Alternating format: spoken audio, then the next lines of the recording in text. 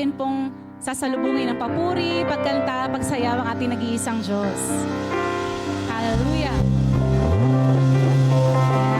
Naniniwala po ba tayo na bawat araw na binigay ng Diyos sa iyo ay biyaya? Amen? Kaya gamitin natin ito pa magpuri sa Kanyang pangalan. Hallelujah! Let's sing, "This is the day that the Lord has made." Let's clap our hands to the Lord. Yes, Lord.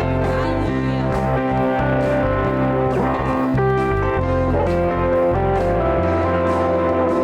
This is the day that the Lord has made. I will rejoice and be glad in it. Oh, this is the day that the Lord has made. I will rejoice and be glad in it. Rejoice in the Lord. Rejoice. Rejoice in the Lord. Celebrate. Celebrate the presence of the Lord, for He is worthy to be praised. Celebrate the presence of the Lord, for He is worthy to be praised. Rejoice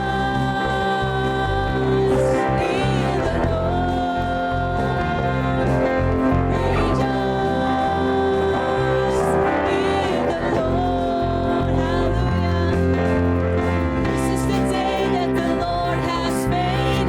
I will rejoice and be glad in it. Oh, this is the day that the Lord has made. I will rejoice and be glad in it. Rejoice in the Lord. Rejoice in the Lord. Come on, rejoice. Clap our hands.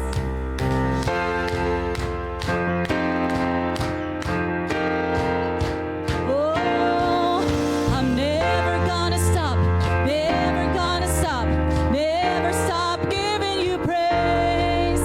I'm never gonna stop, never gonna stop, never stop blessing your name. No, never, sing it out. Never gonna stop, never gonna stop, never stop giving you praise. Yes, Lord. I'm never gonna stop, never gonna stop, never stop blessing your name. Sing it out. I'm never gonna stop, never gonna stop, never stop giving you praise. I'm never gonna stop, never gonna stop, never stop blessing your name. Rejoice, rejoice. Let everything that has breath rejoice, rejoice, rejoice. Let everything that has breath. Worthy, God, you are mighty. God, you are awesome and holy and reign. Rejoice, rejoice. Let everything that has breath. Hallelujah. Let's worship the Lord. Give Him all the glory. Hallelujah, Jesus. You are worthy of all. Again we say, rejoice, rejoice. And again I say,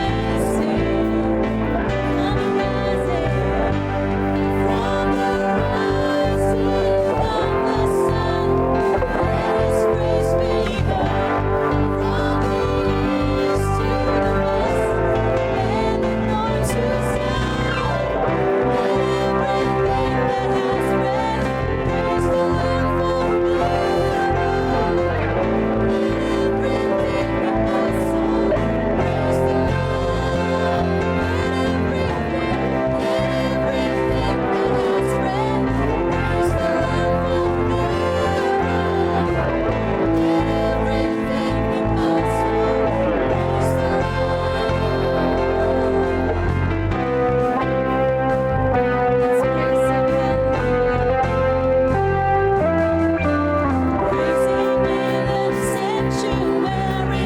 Praise Him in the mighty heavens. Praise Him.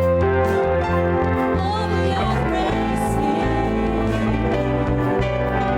Praise Him in His awesome power. Praise His great and holy name. Praise Him. The whole world praise Him. From the rising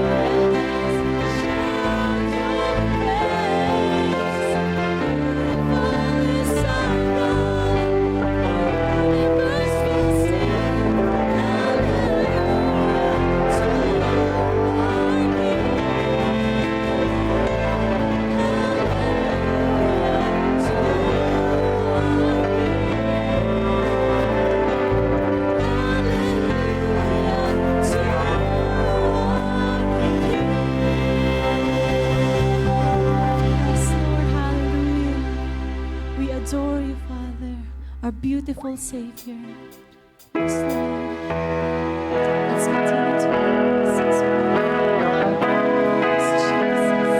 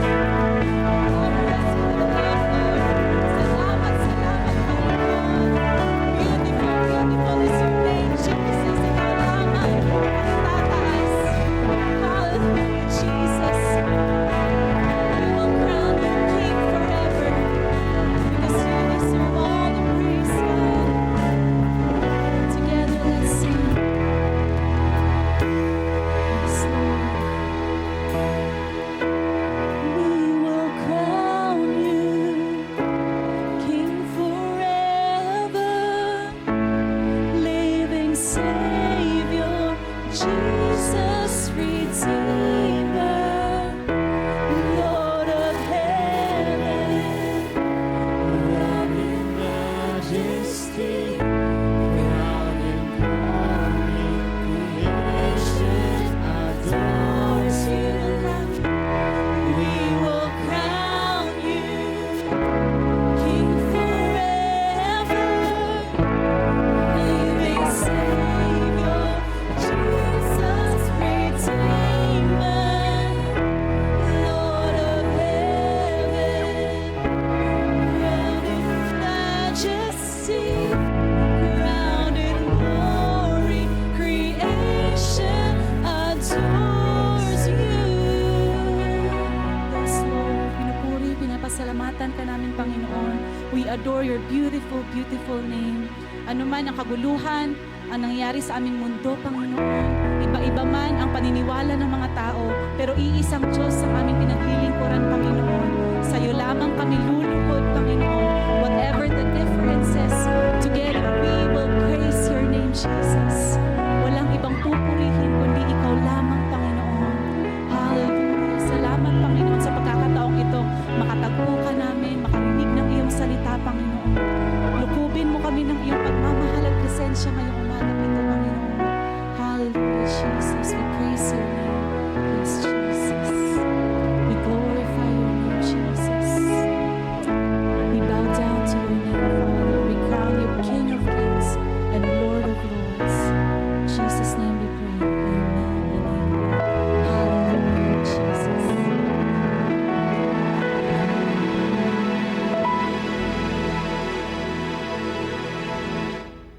Intentional evangelism.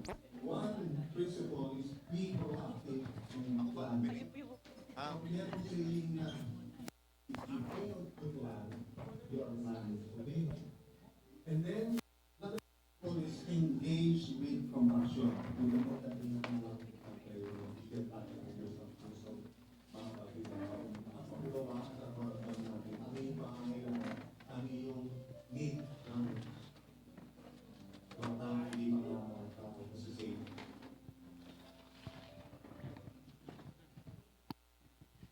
Amen. Bago tayo mag-start, let us bow and then let's pray. Lord, maraming salamat po, Panginoon, sa presensya ninyo, Panginoon, sa aming kalagitnaan of Diyos. Lord, we also pray, Panginoon, na prepare our hearts and mind as we listen to your word, Panginoon. Lord, patuloy na pag-iingat at kalakasan sa bawat isa o Diyos. Lord, magtunay nga na lahat ng aming maririnig sa umagang ito ay maging pagpapala sa bawat isa o Diyos. Maraming salamat. Ito lamang po ang aming dalangin sa makapangyarihang pangalan ng Jesus. Amen.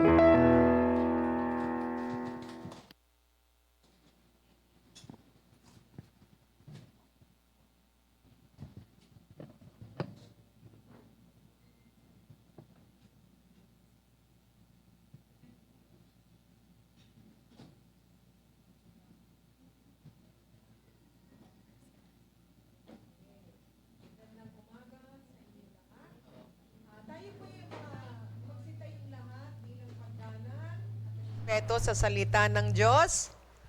Okay? Hello? Okay, ang ating pong babasahin ay nasa aklat ng Revelation chapter 7 verses 9 to 12. Sabay-sabay po tayo, dahan-dahan lang po. Let's start.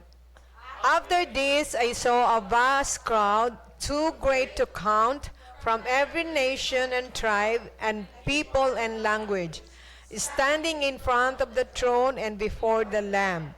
They were clothed in white robes and held palm branches in their hands. And they were shouting with great roar, "Salvation comes from the Lord on the throne and from the Lamb." And all the angels were standing around the throne and around the elders and the four living beings. And they fell before the throne with their faces to the ground and worshiped God. They sang, "Amen. Blessing and glory and wisdom and thanksgiving and honor and power and strength belong to our God forever and ever. Amen." Praise be the Lord for the reading of His Word. Makakaupo na po tayo.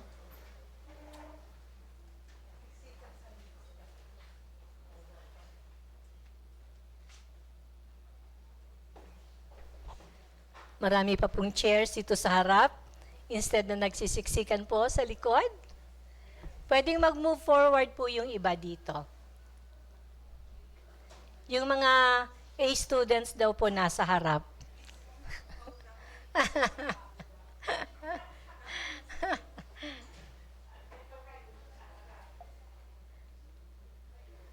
Ayaw nila. Wala naman po tayong recitation. Kaya okay lang po kayo umupo sa harap. Nung nag-aaral pa po ako, ayaw ko sa harap kasi ikaw ang unang tatawagin ng teacher, di ba? Yan. Anyway, mga kapatid, this month of November, ang theme po natin is sharing hope with everyone through evangelism. No po? Timely because alam ba natin na this November 16, this Sunday, ito po yung tinatawag na International Day for Tolerance. Okay? Ano ba ito? Okay? So ito po yung pinopromote ng United Nations, ang mutual understanding and respect among different cultures and people worldwide. No po? So ibig sabihin, alam naman natin, ang ating daigdig, iba-iba ang kulay ng tao, di ba? Red, yellow, black, and white. Nasaan tayo doon? Walang brown. So, ang mga tao, iba-iba ang paniniwala, iba-iba ang kultura. And madalas na ang pinagsisimulan ng pagkaguluhan ay hindi magkaintindihan. Hindi nila magustuhan ang kultura at lalo na ang pananampalataya ng ibang tao. So, bilang mga Kristiyano po, tayo ay dapat mataas ang tolerance, no? Dapat kaya natin makipamuhay sa ibang tao. Okay? Meron pong movement na ang tawag po ay coexist. Okay? So, ito po ay movement na nagpo-promote ng tolerance din at ang idea that yung people of different religions, beliefs, and worldviews, they can live together peacefully despite their differences. Okay? Overall, ang message po nito is about mutual respect, the ability to coexist, and a rejection of religious or political fanaticism. So nakikita po natin, okay, ano ba yung mga ibig sabihin ng mga symbols na yan? Okay. So, ang mga symbols po niyan nagre-represent ng iba-ibang pananampalataya o iba-ibang ideologies. For example, ang crescent and star, yan po ay symbol ng mga Muslim. Yun naman pong peace sign, Buddhism yan. Because they believe that Buddhism is a religion of peace. Yun naman pong sa equality and science, okay? Yung Star of David, Judaism. Yung religion ng belief ng mga Israelites or mga Jewish people. Of course, yung Wicca, paganism. And Taoism, yung religion ng mga Japanese and Chinese. And of course, ang cross is Christianity. May iba pa pong symbols na hindi lang nakasama dyan. But this is just to tell us na dapat po ang mga tao magkasama we have to learn to coexist. Kailangan mamuhay tayo ng may kapayapaan kahit iba-iba ang ating kultura at ang ating paniniwala. Okay, let's pray po muna. Panginoon, we come before your presence thankful that you are the Lord of all creation.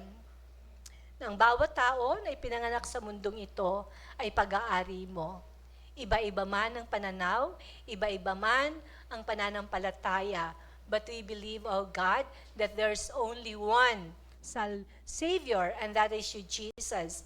And so, tulungan mo kami na mabuksan ang aming mga mata at ang aming puso na hindi lang kami ang mahal mo at hindi lang kami ang nais mong iligtas, even lahat ng tao sa daigdig na ito. So tulungan mo kami at turuan na sa araw na to maging bukas ang aming mga isipan as we pray in Jesus' name. Amen.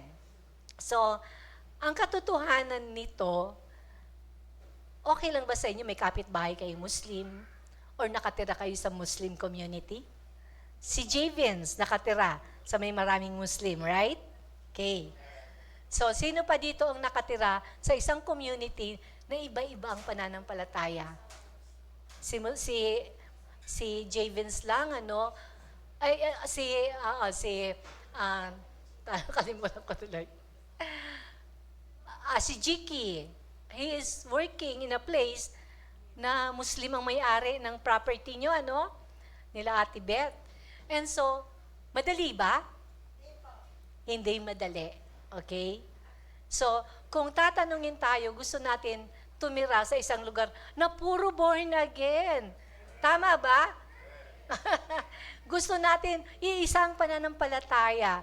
But the thing is, hindi po talaga yun ang katotohanan. Because this world, hindi lang ito para sa atin. We are sharing this with other people na iba-iba ang pananampalataya. So, ito po yung tanong ngayon.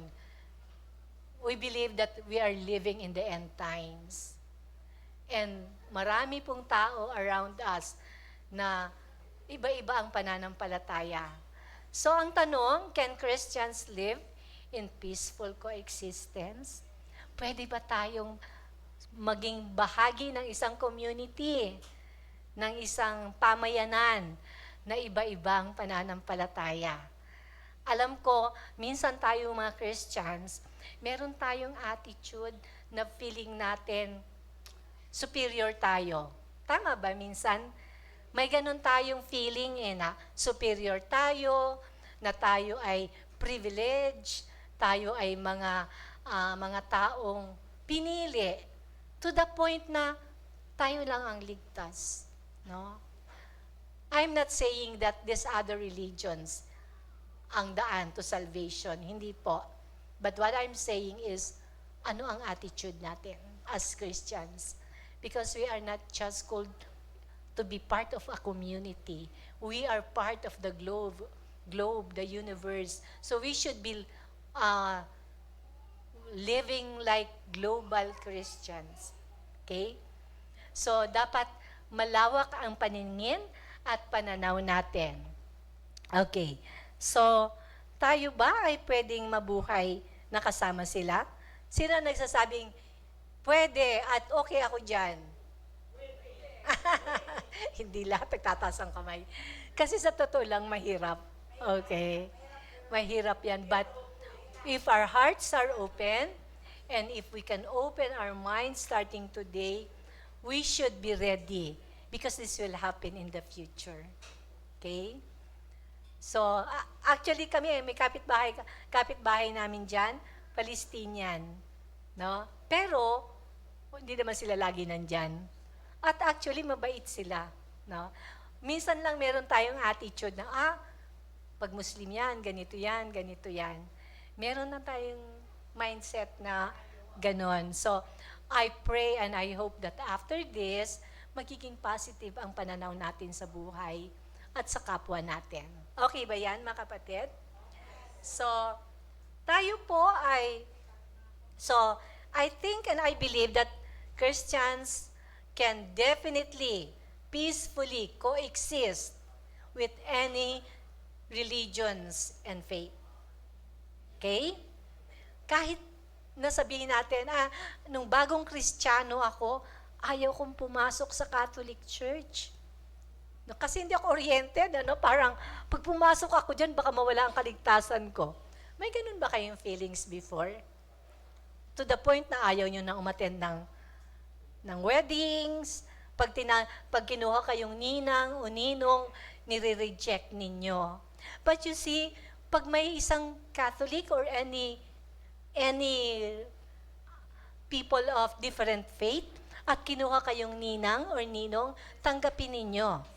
Why? It is an opportunity to to touch that baby para magkaroon ka ng Christian or positive influence sa kanila. It should be an honor. Bakit ka kinukuha ang ninang at ninong? Kasi they can see something different in you. And God will use you to be a channel of blessing. But for a long time, may ganun akong isip because hindi naman tinuro ng pastor sa namin na dapat pala makipamuhay tayo ng payapa at hindi yung isa-isolate natin ang sarili natin kasi ligtas na ako. Baka pag umattend ako sa kanila, baka ma-influence nila ako or mawala ang kaligtasan ko. Okay, so tingnan po natin mga kapatid, ano? Tayo po ay tinawag ng Diyos. Christians are called to peace. Excuse me, please look at me kasi okay. So, next slide. Christians are called to peace. Tinawag tayo ng Diyos na maging, to become peacemakers. Pinawag tayo sa kapayapaan. So, sabi po sa Colossians 3:15, let the peace of Christ rule in your hearts. Since as members of one body, you were called to peace and be thankful. Tayo'y tinawag sa kapayapaan. Bakit? Because ang kapayapaan ni Kristo ay nasa atin na. Mga kapatid, no one can take it away from you. If you have Jesus, you have peace. Peace resides in your heart. Because peace is a person. Si Jesus yun. So, wag tayong matatakot. Siguro pag bago ka pang mananampalatayaan, you are not yet oriented or you are not yet educated, instructed, na ganito yun. Siyempre, you have to play safe. Kasi baka nga naman kung ano mangyari. But you know, meron akong kilala, dati siyang Muslim, at naging Muslim and Buddhist, double religion siya. Tapos naging Christian siya. So sabi niya, alam niyo kung bakit siya naging Christian? Kinausap siya ni Lord personally. And so he became a Christian. Nagkaroon siya ng encounter. Personal encounter with the Lord. And so, he found out, he discovered na ang Christianity talaga, si Jesucristo lang ang pwedeng magligtas sa kanya. No? Devout Muslim siya, very good Buddhist din siya. Pero alam mo, sabi niya, it's fine with me to go to temples. Matatakot tayo pumunta sa mga templo ng Taoist temple, Buddhist temple. Ayaw natin pumunta doon. And actually, for some Christians, we do not advise you to go. Lalo na kung mahina pa ang pananampalataya nyo. Okay? But if you have a strong faith, you are filled with the Holy Spirit, it's fine. Because hindi ka matatouch ng mga demonic spirits around those temples. No? So yung mga, yung mga nagtutour, no? Be careful sa mga pag nagvi-visit kayo ng mga temples. Okay? Kung hindi nyo kaya, don't. But if you are confident about your faith, it's fine. Titingnan nyo yung kanilang architecture, and you can actually learn a lot. But know that greater is He who is in you than He who is in the world. Yun po ang ating paninindigan. Kaya hindi tayo natatakot. Okay? So, tinawag tayo ng Diyos para sa kapayapaan so that wherever you go, wherever your feet lands, there will be peace. Okay? Because you are carrying peace. Okay? Sabi nga po, sa tayong mga Kristiyano ay tinawag din na peacemakers. Blessed are the peacemakers. Why? For they shall be called the children of God. If you are a child of God, sino po ang mga child of God? Those who have accepted Jesus. Di ba sabi sa John 1:12, those who have been, but as many as received Jesus, di ba, they are the children of God. So if you have received Jesus into your heart, kung totoo kang born again, then mga kapatid, you are a child of God. You are a son or a daughter of God. And nothing and no one can cancel that truth. So therefore, because you are a child of God, then you are a peacemaker. Okay? So kaya nga po kung may mga nag-aaway, kunyari, minsan nagdidebate ang isang tao because of faith, you will become in as a peacemaker.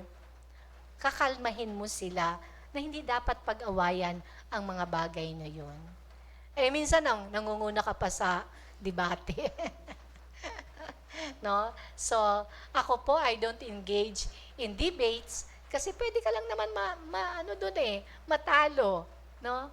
Ang pinaka-greatest proof that you are a follower of Jesus Christ if you have love. If we have love one for another. Okay? So, mga kapatid, ito yun. Alam natin na ang kapayapaan is not something that we try to do or make. Alam, tama ba yun? Sabi ni Jesus, peace I live with you, my peace I give to you. Not as the world gives. Diba? But I give to you. Do not let your hearts be troubled, neither let it be afraid. Ang kapayapaan po, mga kapatid, si Kristo ang kapayapaan. And if He is in your heart, din dapat may kapayapaan ka. So kung meron pa po sa atin nang nawawala yung kapayapaan, or minsan na nagugulo yung kapayapaan, let's check our relationship with the Lord. Okay? Sapagkat ang sino man daw na nakipag-isa na kay Kristo, ay sabi dito, meron na talaga tayo dapat ng kapayapaan. Tama ba? So, there are people actually, there are groups, denominations, na ayaw nila ng coexist. No?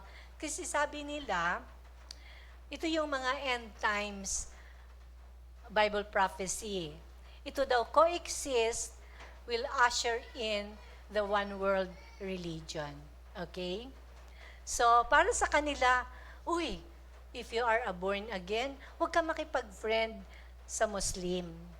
Or huwag ka makipagkaibigan sa Buddhist. Okay, but I want to give you a warning.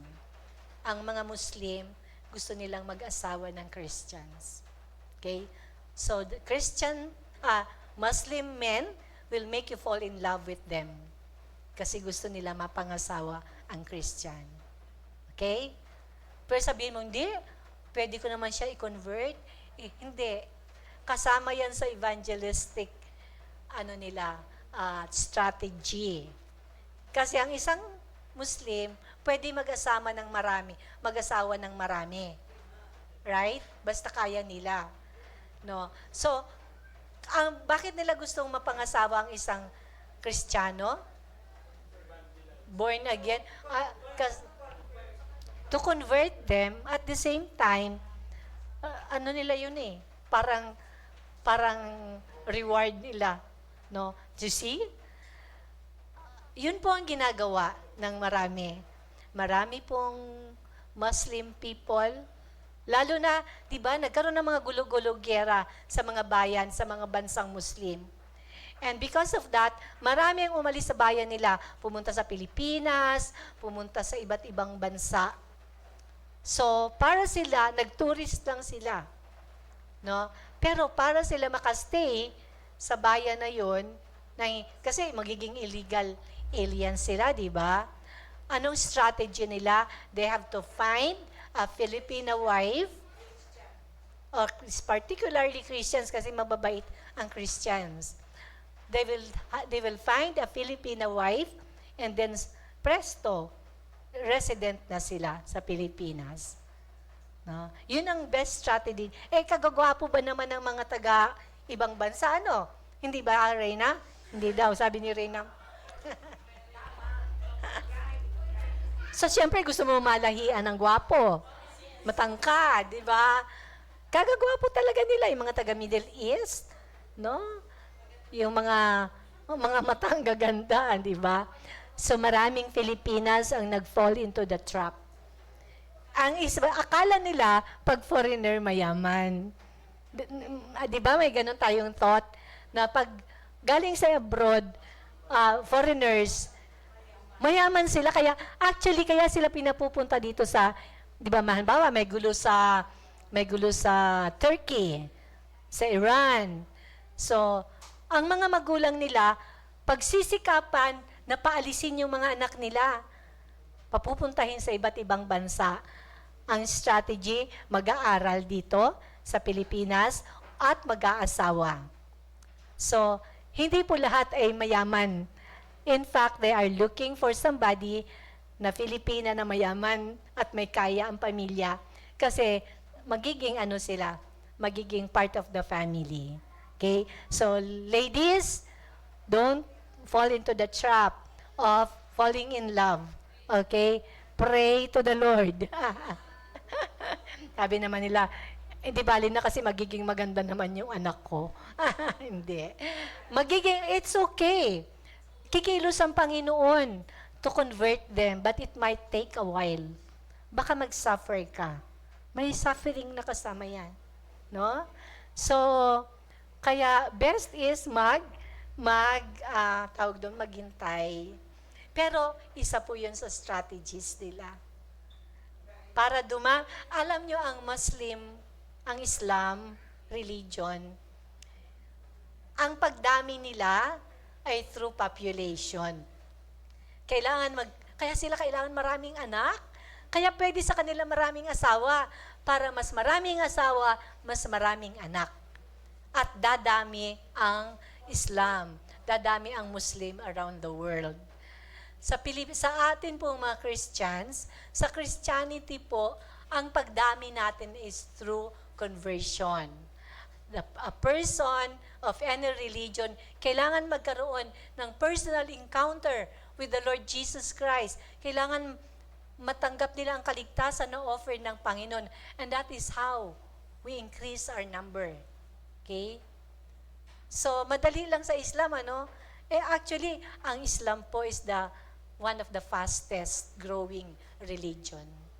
Lalo na yung nag-scatter na sila, ang dami ng Muslim sa Europe, ang dami ng Muslim sa Amerika, At first, akala ng mga host countries, they were doing good. Kawawa naman sila, kawawa naman. But the thing is, yan po ay part ng strategy nila. No? Hindi alam. Ang mga politicians, sila ang nagpasa ng mga batas. We have to be compassionate with these people kasi grabe ang civil war sa country nila. So, kailangan buksan natin ang borders. Kailangan i-adapt natin sila sa society natin. So, pupunta sila ngayon sa Amerika. No? Pupunta sa Europe. Tapos, may pension sila. No? Si Mami Rose, nanggaling sa, Ireland. Ang daming Muslim doon. The government is very kind sa kanila. Binibigyan sila ng mga benepisyo. Pero, mayroon kasi silang kultura na kakaiba. No? But then, iniisip ko rin, maybe it is part of God's strategy. Kasi, mahirap po ma-penetrate ng Christianity ang isang bansang Muslim. So, the Lord allowed them to have these civil wars so that they can be scattered. Mapunta sila sa mga bansa na may mga Kristiyano para doon sila ma-share ng gospel. No? But Christians must be instructed. We must be educated. Dapat alam natin ang posisyon natin so that we don't fall into the trap. Para hindi tayo ma-trap. Na imbis na tayo ang may influence, sila ang may influence natin. Di ba pa? Kailangan alam natin ang posisyon natin. But anyway, maraming nagsasabi na, yung coexist na yan. that can lead to one world religion. Kasi ang akala nila, ang coexistence is that dapat you are a person who believes in all the gods of these different religions. No? So parang tatanggapin mo lahat ang religions na yan. Okay? Na parang kailangan paniwalaan mo at tanggapin ang lahat ng yan. So, marami sa atin ang ayaw makipamuhay actually. Lalo na sa mga malalalim na Kristiyano, ayaw natin makipamuhay o makisama o makipag-usap man lang sa ibang taong may ibang pananampalataya. Di ba totoo yan? Yeah, tama ba? Bakit? Kasi takot tayong ma-convert nila. Tama ba? Takot tayong ma-convert nila or matalo sa debate. Magagaling sila sa debate. Kasi educated sila. No? Kaya isa yan sa goal natin this 2026. We will rebuild our foundations. Kailangan maging magaling din tayo sa debate. Dapat alam natin ang Biblia natin. Dapat alam natin ang doktrina natin. So that when the time comes na kailangan natin makipag-usap, makipagtalastasan sa mga taong iba-iba ang pananampalataya, equip tayo. Tama ba mga kapatid? Yes. So, kailangan maging confident tayo sa ating pananampalataya. So, para po hindi tayo pwedeng anurin. No? Yung anod-anod lang, kung saan ang malakas, doon ka. Saan. So, at dapat hindi tayo matatakot. If we know our position in Christ, kung alam natin kung sino si Jesucristo, hindi tayo dapat matakot. And if we know that the Lord wants us to get connected with His people so that we can bring them to the Lord Jesus Christ. Amen? So I would not say that this coexist will lead to one world religion. The one world religion will emerge maybe after the rapture. So wag tayong mag-alala. Our salvation is secured in Christ. Amen? Sabi nga po, no one can take us out from the hands of God. Kahit nga minsan, nahawa ka na ng Diyos, hawa ka na ng Panginoon, mayroong mga taong tumatalon pa from the hand of God, nasa kanang kamay na ng Panginoon, secure na ang position, tumatalon pa. Pero alam nyo, may iba pang kamay ang Panginoon na sasaluhin ka. That is God's grace. Yan po yung kabutihan ng Panginoon. Okay? So, tingnan po natin sa Bible ang coexistence. Example ng coexistence. Mga taong nakipamuhay with other groups of people of different beliefs and cultures. Isa na po dyan sino? Si Abraham. Okay? Si Abraham, sabi Abraham and the Philistines. So si Abraham, nakipag-covenant siya ng covenant of peace to live together na kailangan mag-share sila ng resources. So, nagkaroon po sila ng practical agreement for coexistence. Okay? Sino pa? Si Ruth and Naomi. No? Si Naomi, ang mother-in-law, is a believer. She's a Jew. Tapos si Ruth ay isang Moabite. Hindi siya believer. Okay? Pero nakita natin, maganda ang relationship nila. Sino dito ang may magandang relationship with their mother-in-laws? Mothers-in-law. Wala na. Sumalangit na. No? So, alam niyo po ako I have a very good relationship with my mother-in-law. I am blessed, no po? So, pero meron po talagang mother-in-law na kontrabida. Si Arnie naman hindi kontrabida. Pero marami pong mga mother-in-law ang kontrabida. Sana po tayo mga mananampalataya, hindi tayo kontrabida. We should be the best mother-in-law sa ating community. No? Bakit po kahit unbeliever ang isang in-law, ang isang son or daughter-in-law, at ikaw ang Kristiyano, no? Kahit na tamad or whatever bad or negative attitude ang ating mga son-in-law or daughter-in-law, bilang mananampalataya, we can influence them into becoming the best husband or best wife to our children. Tama ba? Yes. Katango si Brother Bong, ah. Mukhang magkakaroon ka na ng daughter-in-law. So anyway, mga kapatid, nakita natin at the end, si Ruth ay naging believer, di ba? Because of Naomi. Ito si Ruth, she loves her mother-in-law. Dapat sa panahon nila, pag namatay na yung asawa mo, aalis ka na, babalik ka na sa iyong sariling bahay or pamilya. Pero si Ruth, ang sabi niya, your God will be my God. Bakit? Kasi maganda po ang testimony ni Ruth. Eventually, si Ruth ay naging, anong tawag doon? Ancestor ni Jesus Christ. You see, we don't just see what is now. We have to look forward to the future. Yung son-in-law natin or yung daughter-in-law natin can actually be used by God in ways na hindi natin ma-understand or ma-imagine. Amen? Yes, and of course, ano pa po ang example of coexistence? The early church. Okay? Powerful model po ang early Christian church because they united people from diverse backgrounds. Iba-iba ang Jews and Gentiles, slaves and free, men and women.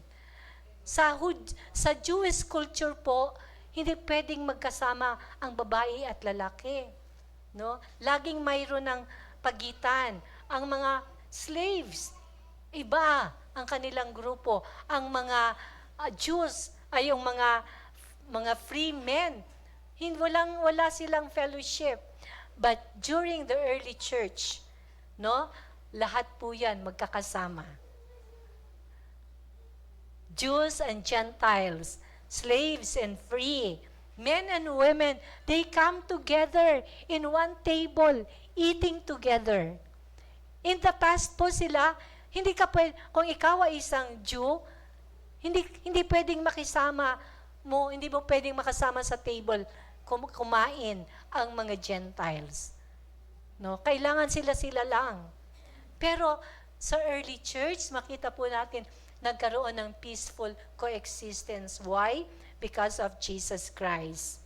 Amen? And of course, ang biblical coexistence requires a balance between loving engagement with all humanity and unwavering faithfulness to God's truth, acting as a force for peace and justice in a divided world. Sa daigdig na ito, divided po talaga ang mga tao. Kahit sa ating kultura, di ba, mga kapatid? Makikita rin naman natin ito. That is because we are living in a broken world. Sa atin ngang mga Kristiyano, mayroon pa rin tayong gulo-gulo, di ba? Minsan nga sa isang church, may mga divisions din eh. Common lang yon. But hindi dapat dumating sa point na nagpapatayan or talagang winawasak ang reputasyon ng bawat isa. Kailangan po magkaroon tayo ng peaceful coexistence. Amen. So, do you now? Are you getting through? Nakukuha niyo ba what we are talking about today? Okay? So, ito po yung napakaganda. Si Jesucristo po, meron siyang formula for peaceful coexistence. Let's read Matthew 5:44. But I say unto you, love your enemies, bless them that curse you, Do good to them that hate you, and pray for them which despitefully use you and persecute you. So ang command po ng Panginoon sa atin dito is to love, what else? To bless, to do good, and to pray. 4 square, apat. If we just do these 4 things, sigurado po ang peaceful coexistence natin. Love, bless, do good, and pray even for our enemies, and even those who hate us and persecute us. Alam po natin mga kapatid, especially may mga tao po talaga na ang paniniwala nila kasama yung sila ay persecutors or hateful. Meron talaga may ganong klaseng religion na para sa kanila, pag nakapatay sila ng mga Kristiyano, meron silang reward sa heaven. May mga ganong teaching. Pero mga kapatid, sabi dito ni Jesus, we have to love our enemies. We have to bless them and not curse them. We have to do good to them. We have to pray for them. Alam niyo po, isa sa mga magagandang ginawa ng mga Christians, no? I don't know if you have heard about Compassion International o yung World Vision. Dati yung ito po yung mga Christian organization na tumutulong sa mga batang mahihirap. Kahit mga Muslim po, tinutulungan nila. Kahit anong relihiyon. But they have to come and attend church, no? So marami po ang nabuborn again. Mga hindi mga Kristiyano ang pinanggalingang pamilya. But because they experience love and acceptance from Christians, sila po ay nagbago ang kanilang mga pananaw. Umunlad ang kanilang mga buhay. Mga taong walang nakitang pag-asa. So you see, nais ng Panginoong Jesus na hindi natin sila i-avoid, but we have to do something good for them. Okay? Ang Christians lang po actually, other religions I saw, may mga Buddhist organizations din na tumutulong. Sa bawat religion naman po, ay may iba't ibang, may mabuti din po sila ginagawa. Okay? So I want us to be open. Let us not, anong tawag doon? Yung minsan, meron tayong hindi magandang treatment sa kanila. Ito yung nakita ko, karamihan sa ating mga Kristiyano, minsan meron tayong feeling na, uy, superior ako, or mas magaling kami, o mas ganito kami, no? Hindi, we should stop doing that, no? Na tayo lang masyado tayong sheltered, masyado tayong feeling privilege. Ano pa yung tawag doon sa entitlement. Na parang entitled lagi tayo. Wag po, hindi yun ang nais ng Panginoon para sa atin. Okay? We have to learn to coexist with these people. Okay? So, tingnan po natin itong sinasabi dito sa, let's read the Tagalog version. Sumagot si Jesus, ibigin mo ang Panginoon mong Diyos ng buong puso mo, buong kaluluwa mo, at buong pag-iisip mo. Ito ang pinakamahalagang utos. Ito naman ang pangalawa, ibigin mo ang iyong kapwa, gaya ng pag-ibig mo sa iyong sarili. So makita natin, actually, in the Old Testament, there are 10 commandments. Pero sinamarize ni Jesus yun into just 2. Okay? The first commandment is to love God. Pangalawa is to love your neighbor as yourself. Mahalin mo ang sarili mo para mahalin mo rin ang kapitbahay mo. Now, not all your neighbors will be Christian. Magkakaroon po tayo ng mga kapitbahay na iba-iba ang pinanggagalingan at paniniwala. Okay? Actually, nakita ko na ang lugar namin, masyado kaming secluded. Kasi ang katotohanan, wala kaming kapitbahay. Mayroon lang kaming bahay na katabi, pero wala kaming kapitbahay na mga tao. Okay? Of course, mabuti na lang at least kila Ricky may tao. Pero wala po yung mga tunay na may-ari. No? So kaya wala kaming reach, wala kaming opportunity to befriend them and to bring them to the Lord. Kasi bahay lang yan, nakatabi. Katabing bahay, pero wala kaming kapitbahay na neighbors. No? So, but if you are living in a place, like sa place ni J. Vince, ewan ko, nakikipag-usap ka pa sa mga Muslim? Oh, ito na, si J. Vince. Hindi siya nakikipag-usap sa mga Muslim. Kasi baka ma-convert siya. Joke. Kasi we have this thinking. Pero alam nyo, magaling sila makipagkaibigan sa mga babae. Kaya ang dami dyan, mga kabataan, asawa na ng mga Muslim. No? Tapos hindi lang sila sa isang bahay, hindi lang isa ang asawa ang nakatira. Marami. Di ba, J. Vince, no? So anyway, siguro naman after this, magiging friendly na si J. Vince. Kasi, meron talagang tendency parang, mga ganito naman yan sila, maging ganyan sila. No? But, okay, mga kapatid, J. Vince, look at this. Para yata sa iyo to Kasi alam niyo si J. Vince, yung community nila dyan, ang daming Muslim. Meron po dyan anong tawag doon? Yung mosque. No? May mosque dyan.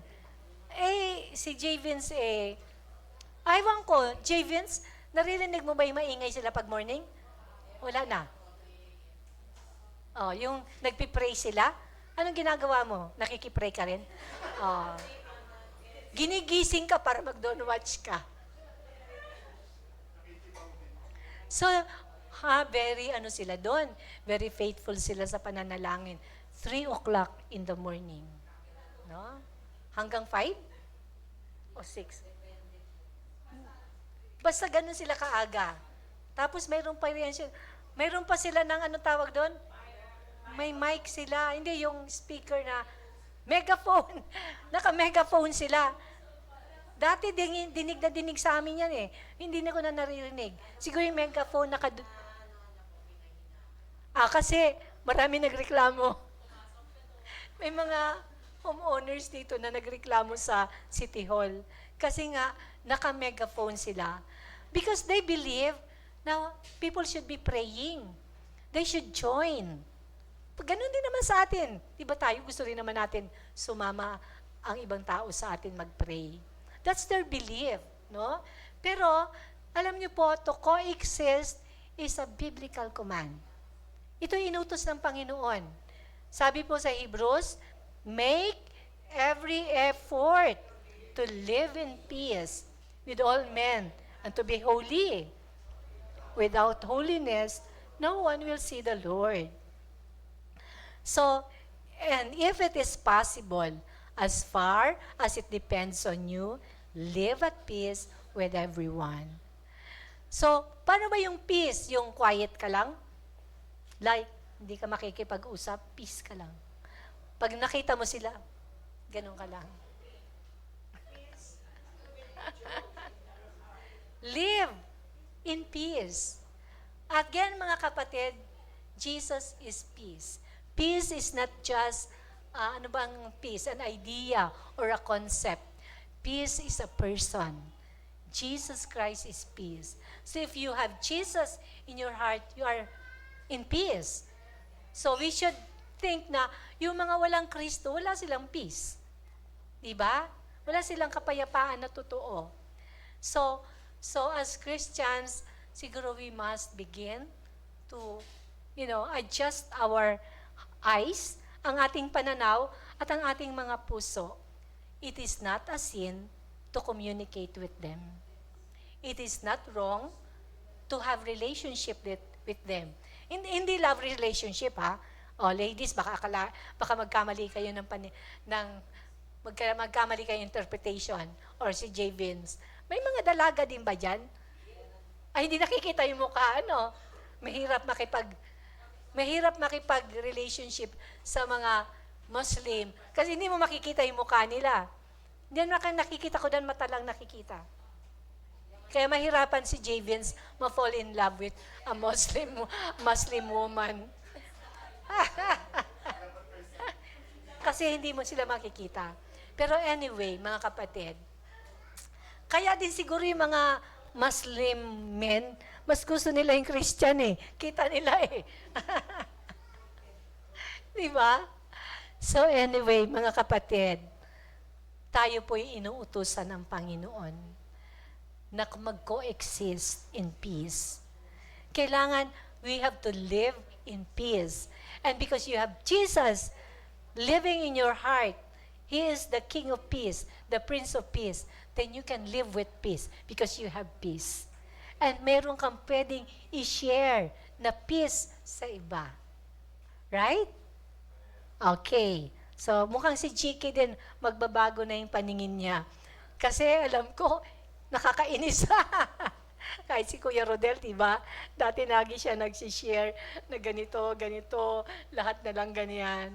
So, but we have to develop positive attitude.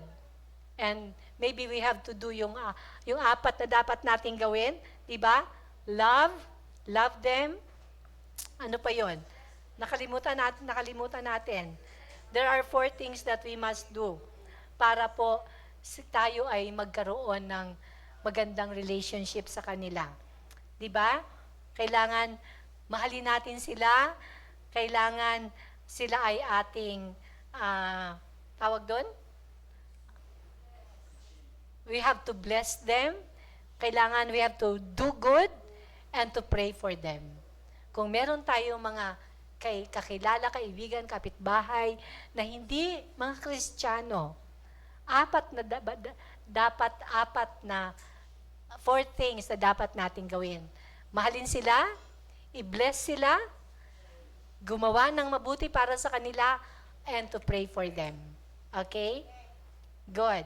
Okay. So, tingnan po natin ito, no? Because for Christians to coexist respectfully, mayroon pong core biblical principles na dapat po natin alamin. Number 1 is, what? Love and respect for all people. Pero may mga taong walang religion. Sabi nila, atheist sila. Pero bakit ang atheism is also a religion? Ang mga tao na may different beliefs, different ideologies, we have to show love and respect for all people. Okay? Sabi diyan, kailangan we have to pursue peace and holiness. Tayo dapat mapayapa at may kabanalan. No? Minsan po, may mga Christians na hindi naman talaga namumuhay sa kabanalan. No? Siyempre, under process pa. Pero, feeling entitled or feeling arrogant. Minsan ang katotohanan po sa karamihan na nakita ko, maraming Christians ang arrogant. No? Sana hindi tayo maging ganon. Okay? So, tapos po, sabi diyan, dapat may inherent human dignity. Kailangan po, isipin natin, wrong spelling, inherent. Kailangan isipin natin na ang lahat ng tao ay create ng Diyos sa kanyang image. Kahit iba ang kanyang pananampalataya at paniniwala, or kahit wala siyang pananampalataya, siya din po ay nilalang ng Diyos sa kanyang sariling wangis. And there is always the possibility na siya ay pwedeng manumbalik sa Diyos, na siya ay pwedeng maborn again at makatanggap ng kaligtasan katulad natin, mga kapatid. So, kahit na po ano ang kanilang pananaw, no? Maliban na lang na talagang mayroon talagang mga taong violent, no? Na we have to protect ourselves din. Pero basta hindi sila violent, basta sila ay willing makipamuhay sa atin, the more na dapat may maging matuto rin tayo makipamuhay. Alam natin, mas madali makipamuhay pag pare-pareho tayong members ng Hope Church. Diba? Madaling makipamuhay kung lahat pare-pareho ang ating paniniwala at pananampalataya. Pero, hindi palaging ganun. And besides, kung wala pong mga tao na iba ang pananampalataya at hindi pa nakakakilala kay Kristo, edi sana tapos na ang misyon natin. In kaso hindi di ba? Marami pang hindi nakakakilala sa Panginoon. So, sabi dito, dapat alam natin, sabi dito, isa sa core biblical principles natin, humility, hospitality, and compassion. Dapat of all people, maging mapagpakumbaba tayo. Dapat hospitable tayo and compassionate tayo. Dapat hindi lamang puro Christians ang binibigyan natin ng gifts o hindi lang puro Christians ang sinishare natin ng blessing. Even people of other religions or other culture. And of course, maintaining conviction without contention.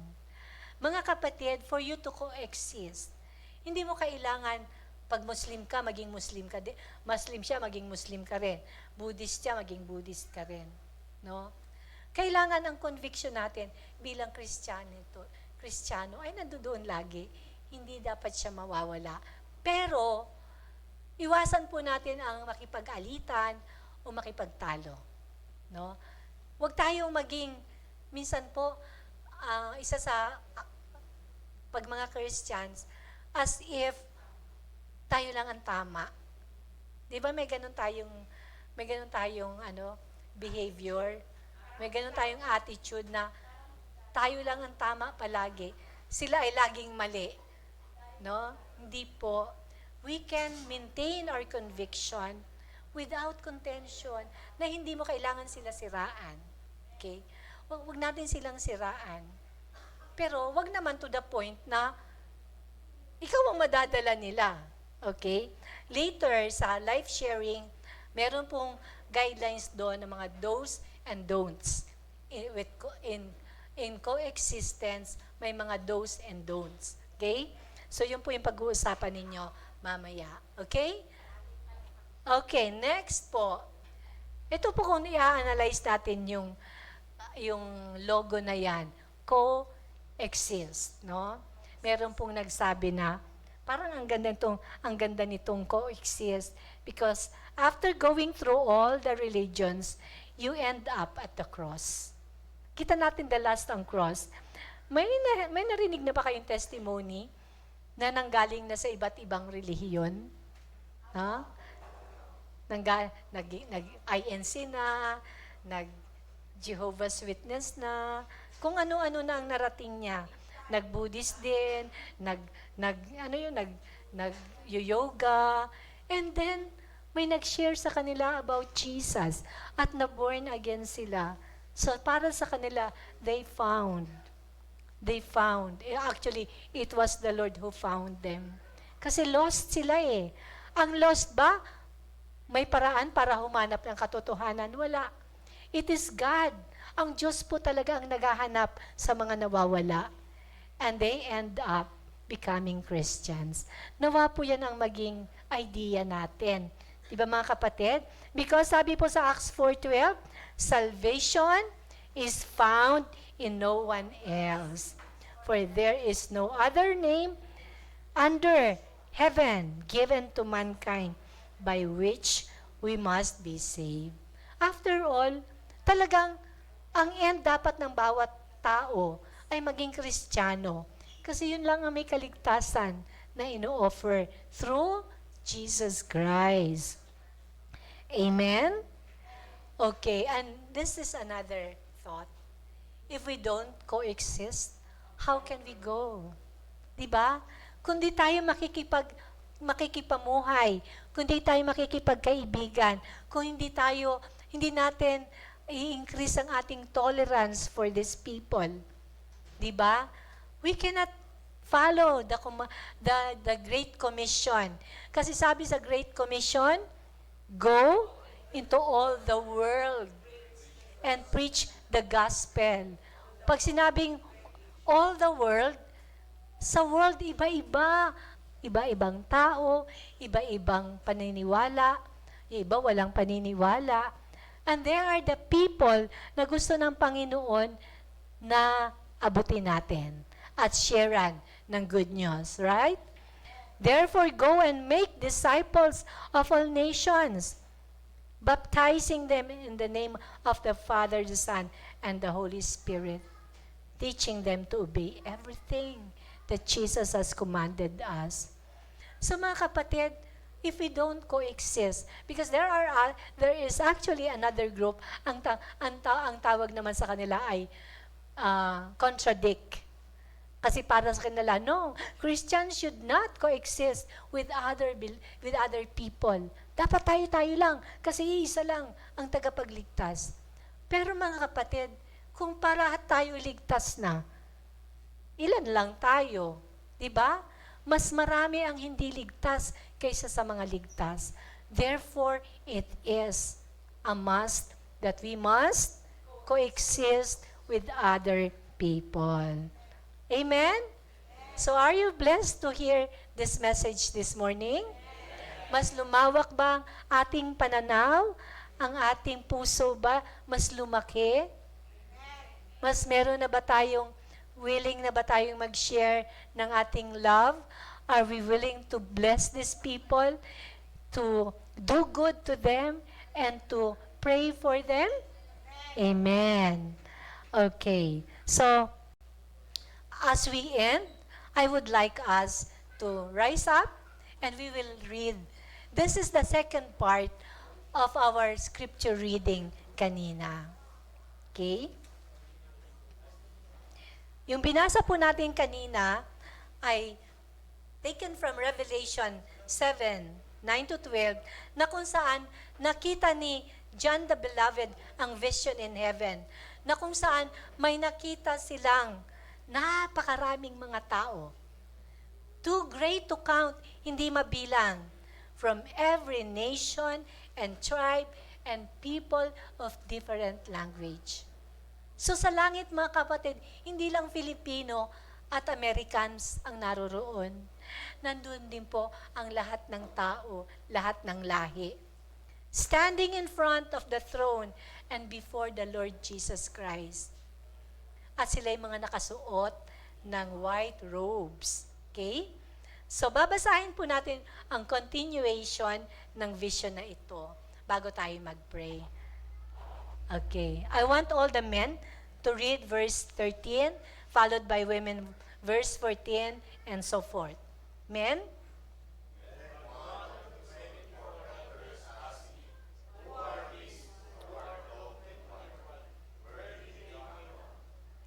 And I said to him, Sir, you are the one who knows.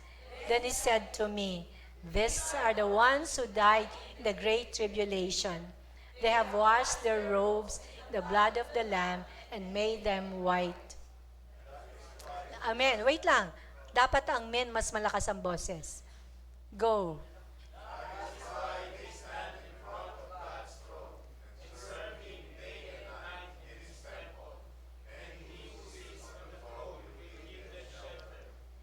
They will never again be hungry or thirsty. They will never be scorched with the heat of the sun. Lahat po tayo, 17. For the Lamb on the throne will be their shepherd. He will lead them to springs of life-giving water. And God will wipe every tear from their eyes.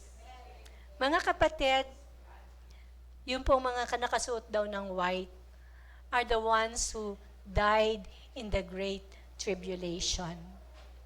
Meaning, they were left after the rapture. All of us here believe that if the rapture comes, tayo ay mararapture. We will go straight to heaven. But there are people who will be left behind. And they will have to go through the tribulation. Ang tanong, hindi sila naging Christian. Pero bakit sila nandito? Ang isang possibility, noong buhay pa sila, may nag-share sa kanila about Jesus Christ. Noong buhay pa sila, nakita nila ang pamumuhay ng mga Christians. Nung hindi sila naging Christian, but during the Great Tribulation, pinaalala sa kanila ng Diyos na isa lang ang tagapagligtas. At yung Kristiyano nilang kapitbahay ay nakitaan ng ganong pag-asa. And so what happened? They became believers to the point na kahit pinatay sila, nagparoon sila ng pananampalataya sa Panginoon. Is that possible to happen? Bawat isa sa atin has that opportunity that one of them ay maaring kapitbahay natin, kaopisina natin, katrabaho natin, or whatever na nagkaroon sila ng relationship with Christians. Tayo po ay maaring makapagdala sa kanila ng pag-asa. At sabi dito, the Lamb on the throne will be their shepherd. He will lead them to springs of life-giving water, and God will wipe every tear from their eyes. Because during the Great Tribulation, alam nyo, hindi lang naman po mga unbelievers ang maiwan during the Great Tribulation. Kahit po mga Christians can be left behind. Bakit? Because of unfaithfulness. They were not ready to be raptured. So maiiwan, mga kapatid. They will be crying. They will be crying because of the miserable life na kanila pong mararanasan. Most of the people who will remain as Christians during the Great Tribulation will be martyred to death.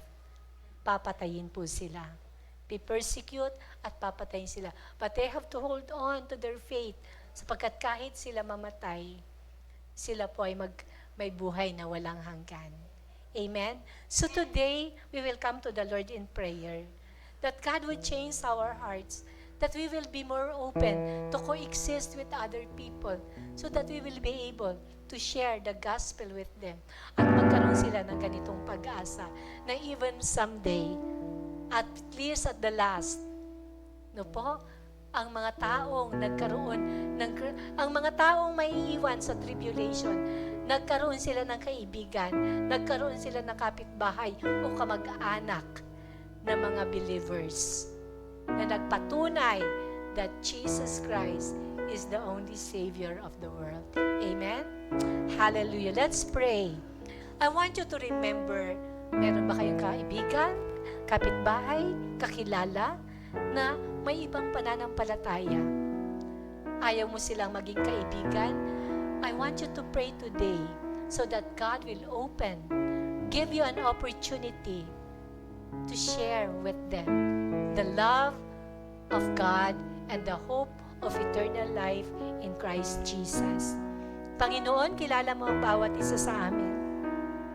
Salamat sapagkat sa araw na ito, nakikiisa po kami sa United Nations in promoting mutual understanding and respect among different cultures and different people of faith, Panginoon.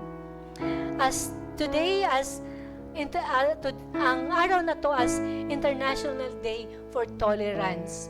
Lord, ang dalangin namin na hindi lang kami maging tolerant sa mga taong minsan hindi namin kayang mahalin at hindi namin kayang pakipamuhayan. But Lord, salamat sapagkat sa araw na to, naunawaan namin that coexistence is a command from you. And that, Lord, you have commanded us to love, to bless, to do good, and to pray for people na hindi nananampalataya sa iyo, hindi naniniwala sa iyo. Lord, we pray that you would empower our testimonies so that they will see the hope that we have in you. Makita nila ang pag-asa at pag-ibig na binigay mo sa amin na pwede namin i-share sa kanila. At ang dalangin po namin, Panginoon, maging bukas ang aming mga puso at isipan na ang kaligtasan ay hindi lamang pang sarili namin, kundi ito ay para sa lahat ng tao. Anuman ang kanilang background, anuman ang kanilang kultura, anuman ang kanilang paniniwala, anuman ang kanilang mga persuasions or principles in life. Lord, help us, Lord Jesus, to remember that salvation is found in no one else. Only the Lord Jesus Christ is the Savior of the world. Maraming salamat, Panginoon, pagkat sa araw na ito, binigyan mo kami ng opportunity na buksan ang aming mga mata at isipan. Holy Spirit of God, empower us to live a life that is worthy of the testimony of the Lord Jesus Christ. Gamitin niyo po ang bawat isa sa amin as this is our heart's desire and prayer. In Jesus' name, Amen.